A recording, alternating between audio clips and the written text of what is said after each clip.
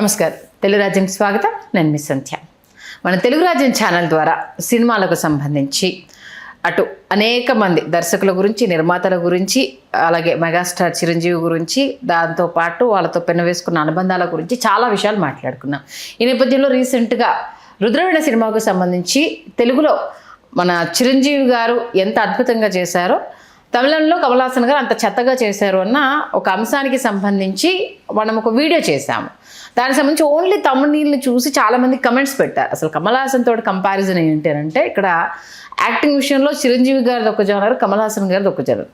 ఇద్దరు లెజెండరీలు, ఎవరి ఇండస్ట్రీలో వాళ్ళు రాజ్యమేలిన వాళ్ళు. దాని గురించి అసలు ప్రస్తావన అనేది తీసుకురాలేదు. కాకపోతే తెలుగులో చిరంజీవి గారు చేసినంత అద్భుతంగా తమిళంలో కమల్ హాసన్ గారు చేయలేదని మాత్రమే చెప్పారు. ఈ నేపథ్యంలో మన కమల్ హాసన్ గారు ఎన్నో అద్భుతమైన చిత్రాలను చేయడం జరిగింది, ఎన్నో అవార్డులను ఆయన సొంతం చేసుకున్నారు. ఆయన గురించి చెప్పడానికి మనం ఏమాత్రం సరిపోము, దాంట్లో సందేహమే లేదు. ఈ నేపథ్యంలో శ్రీకాంత్ గారు, కమల్ హాసన్ గారు ప్రపంచాన్నే అబ్బురపరిచే ఒక సినిమా తీశారు. ఆ సినిమా గురించి మీ అందరికీ చెప్తాను అనేసి అంటున్నారు. ఏంటి ఆ సినిమా అనేది ఆయన మాటలను తెలుసుకునే ప్రయత్నం చేద్దాం. ఈ అంశానికి సంబంధించి మనతో మాట్లాడడానికి చరిత్రకారులు, సినీ రాజకీయ విశ్లేషకులు చిల్లగడ్డ శ్రీకాంత్ గారు మనతో ఉన్నారు. ఆయన మాటలు. శ్రీకాంత్ గారు నమస్తే అండి. ప్రేక్షకులందరికీ నచ్చిన, మీరందరూ మెచ్చిన పుష్పక విమానం. వా వా వా వా అందుకే నా సినిమా పేరు చెప్పలేదు అడిగితే. ఎందుకు పుష్పక విమానం అన్నా అంటే, సుమారు 260 సినిమాల్లో నటించిన కమల్ హాసన్ గారు. 260 సినిమాలు సుమారుగా ఆయన నటిస్తే, మొత్తం ఇప్పటివరకు ఓవరాల్గా భారతీయ భాషలో ఆయన నటించిన సినిమాలు 260. బాలనటుడిగా మొదలుకొని తీసుకుంటే, వాస్తవానికి ఏంటంటే ఆ మధ్య వరుసగా ఆయన సినిమాలు చూస్తూ నాకెందుకో కళత్తూరు కన్నమ్మ చూడలేదు కదా అని చెప్పి అనిపించింది. తర్వాత కళత్తూరు కన్నమ్మ కూడా ఆయన కోసం చూశా. ఆయన మొట్టమొదటిసారి బాలనటుడిగా నటించిన సినిమా, ఆయనకు జాతీయ ఉత్తమ బాలనటుడు పురస్కారం వచ్చింది కదా అని చూస్తే, అసలు గుండెలు పిండేసేటటువంటి హృదయ విదారకమైన సన్నివేశాల్లో నటించాడు ఆయన బాలనటుడిగా. 6 సంవత్సరాల అద్భుతమైన నటన. అసలు ఆ వయసులో సీరియస్లీ సార్ కదా, ఏంటా పరిణితి, అసలు ఏంటా ఇన్వాల్వ్మెంట్, ఎవరు చెప్పారు, ఆ రసం గురించి ఎవరు చెప్పారు, భావం గురించి ఎవరు చెప్పారు, ఆయనకు అర్థమై చేశారా లేకపోతే డైరెక్టర్ చేస్తే చేశాడా అనేది కూడా అర్థం కాలేదు. 260 సినిమాల్లో సరే, కళత్తూరు కన్నమ్మ ఉత్తమ బాలనటుడు. పుష్పక విమానమే ఎందుకు ప్రత్యేకించి చెప్పానంటే, మాటలు లేకుండా, మాటలు మాట్లాడకుండా, సంభాషణలు చెప్పకుండా మీరు మీ హావభావాలతో ఆ సన్నివేశాన్ని రక్తి కట్టించాలంటే, నటించేటటువంటి నటులలో ఎంత శక్తి దాగుండాలి, ఆ నిగూఢమైనటువంటి ఆ శక్తిని వెలికి తీయడానికి ఆ కథారచన చేసుకుని దాని తెర మీద దాన్ని ఆవిష్కృతం చేయాలనుకున్నటువంటి ఆ దర్శకుడికి ఎంత మేధ కావాలి. ఆ దర్శకుడు one and only Singeetam Srinivasa Rao గారు. ఒక అద్భుతమైన సన్నివేశం నా దృష్టిలో భారతీయ వెండితెర మీద. ఎందుకంటే సింగీతం శ్రీనివాసరావు గారు ఆయన కేవీ రెడ్డి గారి దగ్గర ఆయన పనిచేస్తున్న రోజుల్లో సహాయకుడిగా ఒక సన్నివేశంలో ఒక పాత్ర భయపడేటటువంటి ఎక్స్ప్రెషన్ ఇచ్చినప్పుడు, హావభావాలతో మాటలు లేకుండా, మూకీ యుగంలో మూకీ సినిమాల గురించి విన్నాము, చూశాను. అట్లాంటిది టాకీ యుగంలో మూకీ సినిమా చేస్తే ఎట్లా ఉంటుందన్న ఆలోచన ఆయనకు వచ్చింది. కాకపోతే అది కార్యరూపం దాల్చడానికి చాలా సమయం పట్టింది. ఒక నిరుద్యోగి కథ తీసుకుని ఆ నిరుద్యోగి కథకి ముగింపు ఏదైతే ఉంటుందో అది విషాదాంతం చేస్తే అద్భుతంగా ఉంటుందని చెప్పి, అది చార్లీ చాప్లిన్ సినిమాల స్ఫూర్తి అనమాట. చార్లీ చాప్లిన్ సినిమాలన్నీ ఒక మూడ్లో, ఒక టోన్లో వెళ్ళిన తర్వాత ఒక్కసారిగా హ్యాపీ ఎండింగ్ కాకుండా పేథాస్లో టోన్లోకి వెళ్ళిపోయి ట్రాజడీ ఎండింగ్స్ అవుతూ ఉంటాయి. అది హృదయ విదారకంగా ఉంటాయి. అంటే జీవితాంతం మనల్ని ఏంటంటే అవి కళల్లాగా వెంటాడతాయి అన్నమాట. కళలు, జ్ఞాపకాలు ఏంటంటే అవి కొన్ని కళలు మనల్ని వెంటాడతాయి, కొన్ని జ్ఞాపకాలు నిత్య నిరంతరం మనతో పాటు ప్రవహిస్తాయి. అట్లాంటి ఒక విషాదాంతం అవ్వాలని చెప్పి ఆ క్లైమాక్స్ అట్లా రాసుకున్నారు. మందాకిని చిత్రాన్ని, ఆయన పేరు, నిర్మాత పేరు డాక్టర్ శృంగార నాగరాజ్. ఆయన డాక్టర్ కన్నడ కంఠీరావు రాజ్కుమార్ గారికి బంధువు. సింగీతం శ్రీనివాసరావు గారు ఈ శృంగార నాగరాజ్ గారు కలిసి కన్నడ పతాకం కాబట్టి మందాకిని చిత్ర, ఇది కన్నడ సినిమాగా, ఒరిజినల్ కన్నడ సినిమాగా దీన్ని రూపొందించారు. పుష్పక విమాన, తెలుగు మలయాళంలో పుష్పక విమానం, తమిళంలో పేసుం పదం, తమిళంలో ఈ సినిమా పేరు. పుష్పక విమానం పేసుం పదం, హిందీలో పుష్పక్.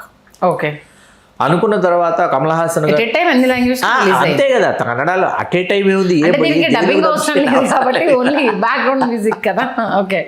చేసి అందుకే ఎల్ వైద్యనాథన్ గారని ఆయన వాయులిన్ విద్వాంసుడు, ఆయన్ని సంగీత దర్శకుడిగా ఎంచుకొని డి వాసు గారిని ఆయన ఎడిటరు, తరణి గారి కళాదర్శకత్వం, గౌరీ శంకర్ గారిని ఆయన కన్నడ ఫోటోగ్రాఫర్, సినిమాటోగ్రాఫర్, ఆయన ఫోటోగ్రఫీ ఆయన తీసుకుని, తోటతరణి గారు ఆ హైలాండ్ హోటల్ అని ఉంటుంది, ఆ హైలాండ్ హోటల్ పక్కన ఈ వీధి సెట్ వేశారు. కమలాసన్ గారు నడుచుకుంటూ వస్తారే అది సెట్ వేశారు. అలాగే కమలాసన్ గారు ఉంటున్నటువంటి గది కూడా సెట్ అనమాట, హైలాండ్ థియేటర్ పక్కన వేశారు దీన్ని.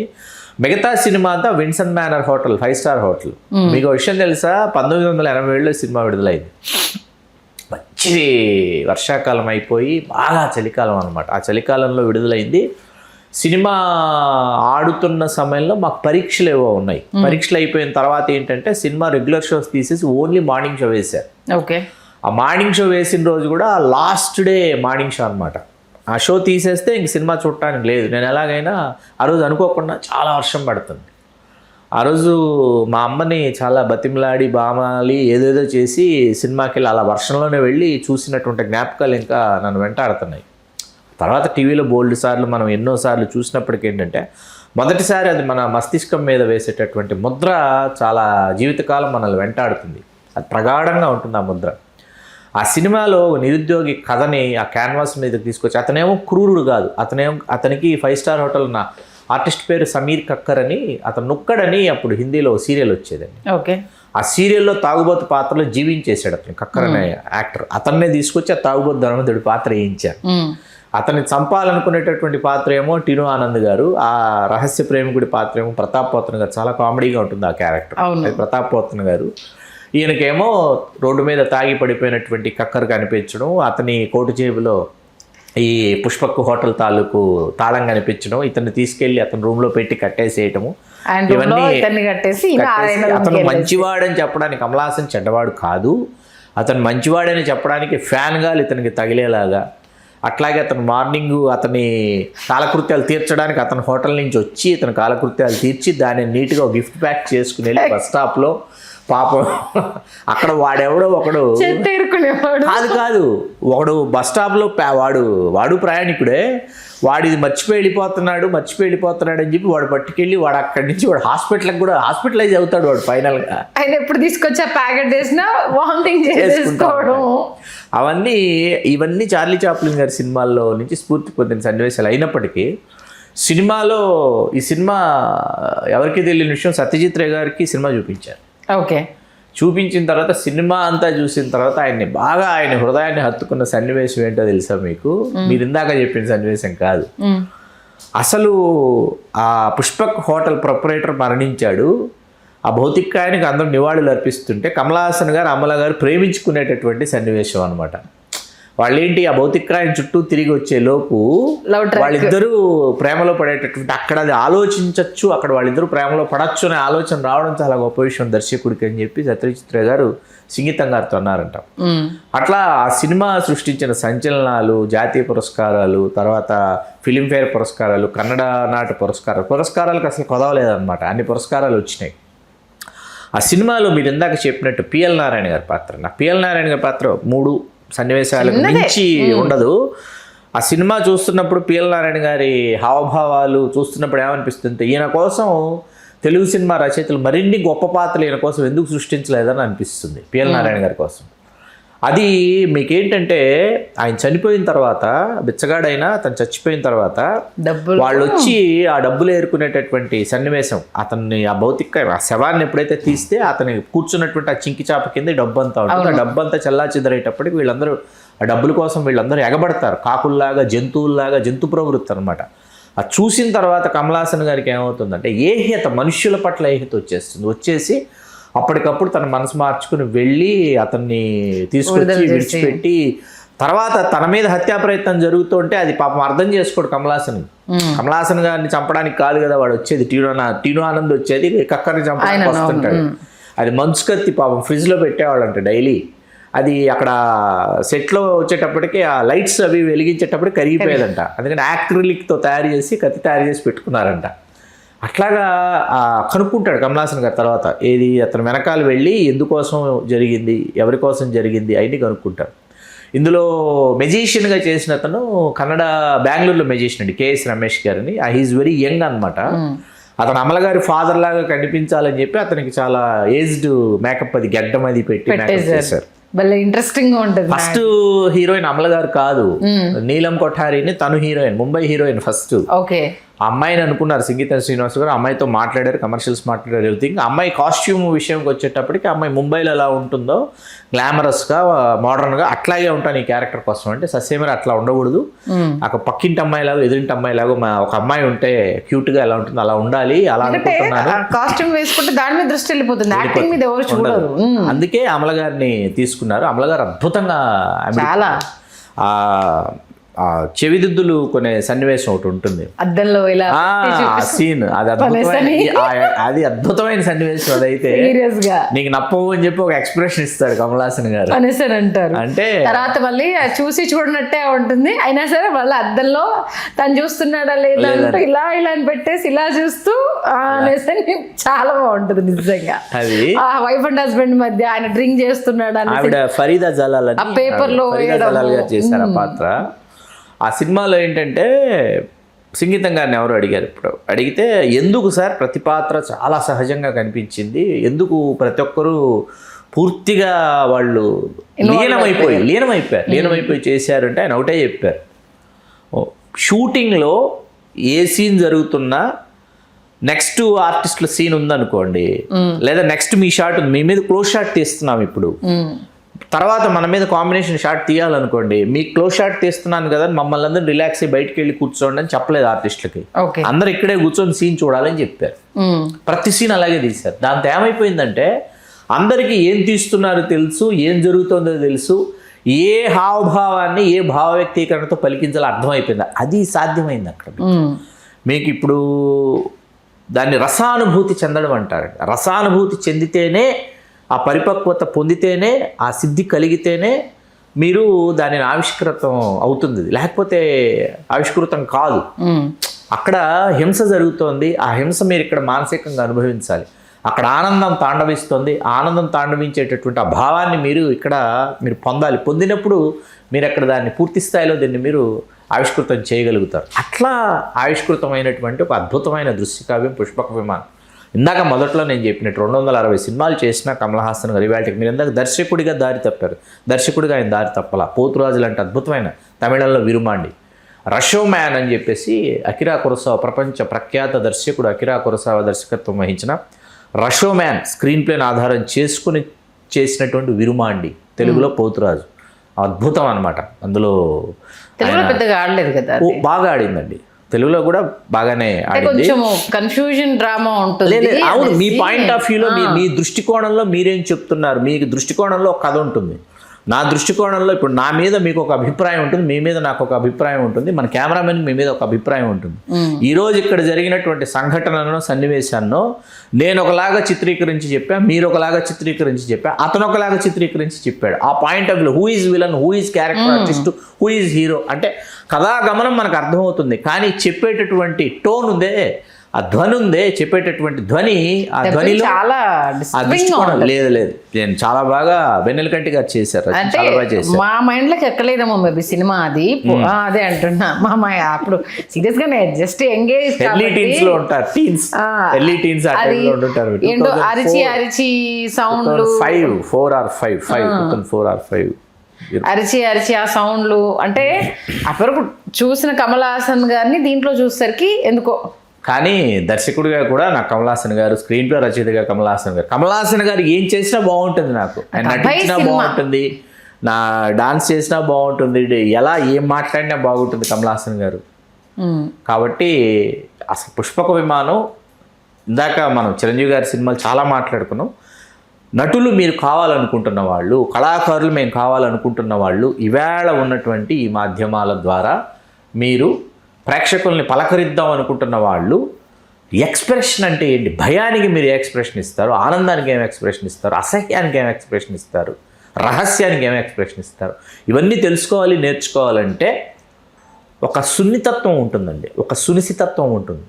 దానిని కమల్ హాసన్ గారు తెర మీద పలికించేటటువంటి తీరు పుష్పక విమానంలో, మరీ ముఖ్యంగా ఏంటంటే తను మొత్తం తన గురించి అమల గారికి ఉత్తర రూపంలో తెలియజేస్తాడు. తెలియజేసిన తర్వాత అమల గారు ఇతను ధనికుడు కాదు, ధనవంతుడు కాదు, ఇతను స్టార్ హోటల్లో స్టే చేస్తున్నటువంటి వాడు కాదు, స్టార్ స్టేటస్ మరోటి ఇంకోటి కాదు అని అమల గారికి అర్థమైపోయి కారులో వెళ్ళిపోతూ కమల్ హాసన్ గారి కోసం ఆవిడ అతనికి ఏదో సందేశం అందించాలని రాసి విడిచిపెడుతుంది. అవును, అది ఆ మురుక్కాలలో కొట్టుకుపోతుంది, అక్కడ డ్రైనేజ్ దాంట్లోకి వెళ్ళిపోతుంది. వెళ్ళిపోయేటప్పటికి కమల్ హాసన్ గారు ఒక ఎక్స్ప్రెషన్ ఇస్తారు. నటులు కావాలనుకునే వాళ్ళు కమల్ హాసన్ గారి సినిమాలు చూడండి, ఖచ్చితంగా నటులు కావాలనుకునే వాళ్ళు కమల్ హాసన్ గారి సినిమాలు చూడండి. దానికంటే ముందు స్వర్ణకమలము, సాగర సంగము, స్వాతి ముత్యం 2 చాలా సార్. అవి డైరెక్ట్ తెలుగులో చేసినట్టు, డైరెక్ట్ తెలుగులో చేసినవి. ఎంత అసలు స్వాతి ముత్యం అయితే నటించారా నిజంగానే, ఆయన ప్రవర్తించారా, జీవించారా, క్యారెక్టరు ఆయనదేనా, అక్కడ నుంచి ఆయన నిజంగానే ఈ స్టేజ్కి వచ్చారా అన్నట్టుగా అసలు విశ్వనాథ్ గారు ఆయన నటన చూసి మైమర్చిపోయారంట.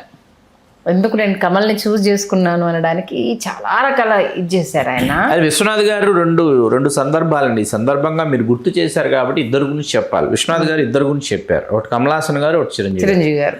కమల్ హాసన్ గారి గురించి విశ్వనాథ్ గారు చెప్పింది ఏంటంటే, సాగర సంగమంలో ఇన్విటేషన్ చూసేటటువంటి సీన్ ఏదైతే ఉందో ఆ సీన్లో కమల్ హాసన్ గారు ఏడుస్తారు. బాలకృష్ణ భాగవతారు బాలు పాత్ర ఏడుస్తూ ఉంటే మీరు అక్కడ సీన్ జరుగుతుంది, అక్కడ షాట్ పెట్టారు, ఇక్కడ డైరెక్టర్ ఉన్నాడు, ఇక్కడ కెమెరామెన్ ఉన్నారు, పిఎస్ నివాస్ గారు నాకు గుర్తున్నంతలో ఫోటోగ్రాఫరు,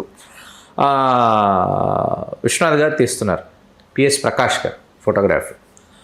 ఆయన ఏడుస్తూ ఉంటే ఇక్కడి నుంచి విశ్వనాథ్ గారు కమల్ లాఫ్ అన్నారు అంతే. విశ్వనాథ్ గారు దాన్ని కంటిన్యూ చేస్తే ఏం చెప్పారంటే, అదే వేరే ఆర్టిస్ట్ ఏంటి, కమల్ హాసన్ అక్కడ లేడు, వేరే ఆర్టిస్ట్ అంటే సార్ ఏంటి సార్ అని ఇలా తిరిగి నా వైపు చూసి ఏంటి అని అడిగేవాడు. కమల్ హాసన్ కాబట్టి కమల్ లాఫ్ అనగానే నా సూచనని, డైరెక్టర్ సూచనని తీసుకుని ఆ ఏడుపులో నుంచి నవ్వులోకి వెళ్ళిపోయాడు, తన నటనని పరాకాష్ఠకి తీసుకెళ్ళాడు. అది కమల్ హాసన్ మాత్రమే చేయగలిగాడు. విశ్వనాథ్ గారు చిరంజీవి గారి గురించి చెప్పాల్సి వచ్చినప్పుడు నేను విశ్వనాథ్ గారిని వ్యక్తిగతంగా కలిసి అడుగుతున్నప్పుడు ఆయన విశ్వనాథ్ గారు చెప్పింది, ఇంటర్వ్యూస్లో నేను చూసింది విన్నది కదా, విశ్వనాథ్ గారితో నేను డైరెక్ట్గా ఇంటరాక్ట్ అయినప్పుడు నేను మాట్లాడింది చెప్తున్నాను. స్వయం కృషిలో అలా ఆ సన్నివేశాలు, మొన్న కూడా స్వయం కృషి గురించి మనం మాట్లాడుకున్నాం. మరీ ముఖ్యంగా పిల్లాడు ట్యూషన్కి వెళ్ళిపోయి ఇంకా రాలేదు, వెతుకుతున్నారు, తీసుకురావాలనుకున్నప్పుడు చిరంజీవి గారు అటు ఇటు పచారులు చేస్తూ చేసేటటువంటి పెర్ఫార్మెన్స్ ఒకటి. కోర్టు హాల్లో డైలాగ్ చెప్పకుండా చిరంజీవి గారు పంటి బిగువని అసలు ఆ దవడకండరం బిగుసుకుంటుంటే చిరంజీవి గారు లేచి నించుని విశాంత్ గారు చేయి పట్టుకుని లాక్కెళ్ళిపోయే సన్నివేశంలో ఎంతో యోగ సాధన ఉంటే కానీ నటులకు అది సాధ్యం కాదు చిరంజీవి గారు చేసినటువంటి పెర్ఫార్మెన్స్ అని చెప్పి విశ్వనాథ్ గారు చెప్పారు. That is the heights of the personalities, heights of the performances of Chiranjeevi గారు. అందుకని ఒక కమల్ హాసన్ గారు, చిరంజీవి గారు వీళ్ళ గురించి మనం చర్చించుకుంటున్నాం సంజయ్ గారు. మనం ఇంకా చాలా చాలా ఉన్నాయి చర్చించుకోవాల్సింది. మీ ద్వారా మరొక్కసారి పుష్పక విమానాన్ని అలా కళ్ళ ముందు గుర్తు చేసుకున్నాం. లేదు సీన్ ఇప్పుడు మీరు చెప్తూ ఉంటే కాన్షియస్ లో అది రన్ అవుతూనే ఉంది కదా.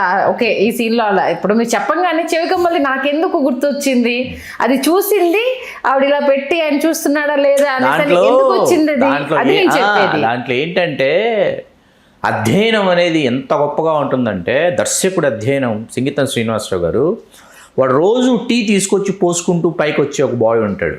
అవును, పొద్దున్నే వచ్చి టీ తీసుకొచ్చి పెడితే ఈయన దగ్గర ₹1 ఉంటుంది, ఇంకో ₹1 ఉండదు, ₹1 సరిపడే టీ ఇవ్వమని చెప్పి పెడతాడు. అక్కడ పూర్తిగా టీ తాగిన ఫీల్ కలగట్లేదు కదా, కొంచెమే సగమే పోసాడు కదా, కాకి కా నరుస్తుంది. ఈయన చిన్నప్పుడు కాకి ఒకటి నీళ్లకు కావు కావమనేను ఆ కథ గుర్తు వస్తుందని మనల్ని గుర్తు చేసుకోమంటాడు. దాంట్లోకి నాణ్యాలు వేస్తాడు, నాణ్యాలన్నీ వేస్తే టీ పైకి వస్తే దాన్ని మొత్తం ఇప్పుడు పూర్తిగా ఉంది టీ అని చెప్పి చూస్తాడు. ఆ ఫీలింగ్ అట్లాగే ఇక్కడ పక్క థియేటర్లో బ్రూస్లీ సినిమాలు ఆడుతుంటాయి, సౌండ్స్ విని విని విని అక్కడ 5 స్టార్ హోటల్కి వెళ్ళిన తర్వాత నిద్ర పట్టదు, ఆ సైలెన్స్కి ఆ ఫ్రాగ్రెన్స్కి నిద్ర పట్టదు. ఇక్కడికి వచ్చి టేప్ రికార్డర్ పెట్టి ఆ సౌండ్స్ అని రికార్డ్ చేసుకుని తీసుకెళ్ళి అక్కడ పెట్టుకొని ఆ సౌండ్స్ ఉంటే నిద్రపోతాడు. ఇది అధ్యయనం, దీన్ని అధ్యయనం చేయాలి. డైలీ లైఫ్ ఎలా ఉంటుంది, ఒక్కొక్కసారి హై లెవెల్కి వెళ్ళినా సరే మన స్థాయి ఇది కాదు కదా, ఇది అందరికి గుర్తు చేయడము అనేది. అంటే ఇప్పుడు ఇది టెంపరరీ, నువ్వు తెచ్చుకుంటే కష్టపడి ఎదిగినప్పుడు ఇవన్నీ మర్చిపోతాము, కానీ నువ్వు ఆన్ స్పాట్ అది ఎంజాయ్ చేయాలనుకున్నావు కాబట్టి ఇది నీ స్థాయి కాదు అని గుర్తు చేయడము అనేది. అది ఒక్కొక్క సీను అంటే వీళ్ళు ఇంటర్వ్యూస్లో చూసినప్పుడు ఇంత లోతుగా ఉందా ఇది, ఈ రేంజ్లో ఆలోచించి సీన్లు తీసారా.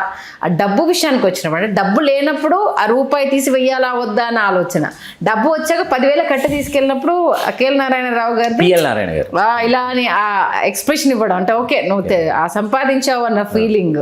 లేనప్పుడే రూపాయి కోసం నా దగ్గర చూడు ఎన్ని ఉన్నాయో అనేసి అని ఇక్కడి నుంచి అని తీసిస్తూ ఉంటే ఈయన ఆశ్చర్యం, ఆయన సంతోషము. చనిపోయిన తర్వాత ఆయన నెత్తుతున్నప్పుడు చిల్లర డబ్బులన్నీ వెళ్ళిపోతుంటే అసలు అక్కడ ఏం జరుగుతుందన్న శవాన్ని పక్కన పెట్టేసి అంటే మనిషి మనస్తత్వము, డబ్బుకు దాసోహం అన్నది, ఆ విలువలు అవన్నీ మర్చిపోతాము, నోట్ల కట్ట కనిపిస్తే మనం ఎంత దిగజారిపోతాము అన్న చూపించిన సిచ్యువేషన్.